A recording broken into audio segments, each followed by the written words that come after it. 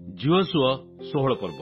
ପୂର୍ବ ଦିଗ ସ୍ଥିତ ଜିରିହ ଜଳ ନିକଟବର୍ତ୍ତୀ ଜିରିହ ସନ୍ନିକଟ ଜର୍ଦ୍ଦନ ଅବଧି ଜିରିହଠାରୁ ପର୍ବତମୟ ଦେଶ ଦେଇ ବୈଥେଲ ଊର୍ଦ୍ଧ୍ୱଗାମୀ ପ୍ରାନ୍ତର ଯୋସେଫ ସନ୍ତାନମାନଙ୍କର ବାଣ୍ଟ ହେଲା।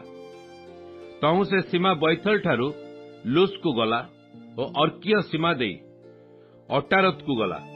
ପୁଣି ପଶ୍ଚିମ ଦିଗରେ ଜାଫଲେଟୀୟ ସୀମା ଆଡ଼େ ନିମ୍ନଗାମୀ ବୈଥାରଣର ସୀମା ଓ ରେସର ପର୍ଯ୍ୟନ୍ତ ଗଲା ଓ ତହିର ପ୍ରାନ୍ତ ଭାଗ ସମୁଦ୍ରରେ ଥିଲା। ଏହି ରୂପେ ଯୋସେଫର ସନ୍ତାନ ମନୋସି ଓ ଇଫ୍ରେମ ଆପଣା ଆପଣା ଅଧିକାର ଗ୍ରହଣ କଲେ। ଆପଣା ଆପଣା ବଂଶ ଅନୁସାରେ ଇଫ୍ରେମ ସନ୍ତାନଗଣର ସୀମା ଏ ରୂପେ ଥିଲା। ପୂର୍ବ ଦିଗରେ ଉଚ୍ଚତର ବୈଥାରଣ ପର୍ଯ୍ୟନ୍ତ ଅଟାରତ ଅର୍ଦ୍ଦର ସେମାନଙ୍କର ଅଧିକାରର ସୀମା ହେଲା। ତହୁଁ ସେ ସୀମା ପଶ୍ଚିମ ଦିଗରେ ମିକ୍ ମଥତ ଉତ୍ତରରେ ବାହାରିଗଲା। ସେଠାରୁ ସେ ସୀମା ପୂର୍ବ ଦିଗ ବୁଲି ତାନତ ଶିଲୋ ପର୍ଯ୍ୟନ୍ତ ତହିଁ ନିକଟ ଦେଇ ଯାଇ ପୂର୍ବ ଦିଗରେ ଜାନହକୁ ଗଲା। ପୁଣି ଜାନହଠାରୁ ଅଟାରତ ଓ ନାରତ ହୋଇ ଜିରିହ ପର୍ଯ୍ୟନ୍ତ ଯାଇ ଜର୍ଦ୍ଦନରେ ବାହାରିଲା। ତହୁଁ ସେ ସୀମା ତପୁହଠାରୁ ପଶ୍ଚିମ ଦିଗ ହୋଇ କାନ୍ନା ନଦୀ ଦେଇ ଗଲା ଓ ତହିଁର ପ୍ରାନ୍ତ ଭାଗ ସମୁଦ୍ରରେ ଥିଲା।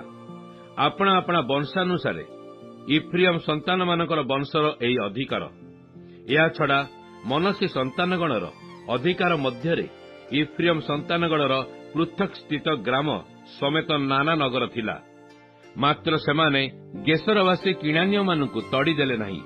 ତେଣୁ କିଣାନୀୟମାନେ ଆଜି ପର୍ଯ୍ୟନ୍ତ ଇଫ୍ରିୟମ ମଧ୍ୟରେ ବାସ କରି ସେମାନଙ୍କର ବେଠି କର୍ମ କରି ଦାସ ହୋଇ ରହିଅଛନ୍ତି।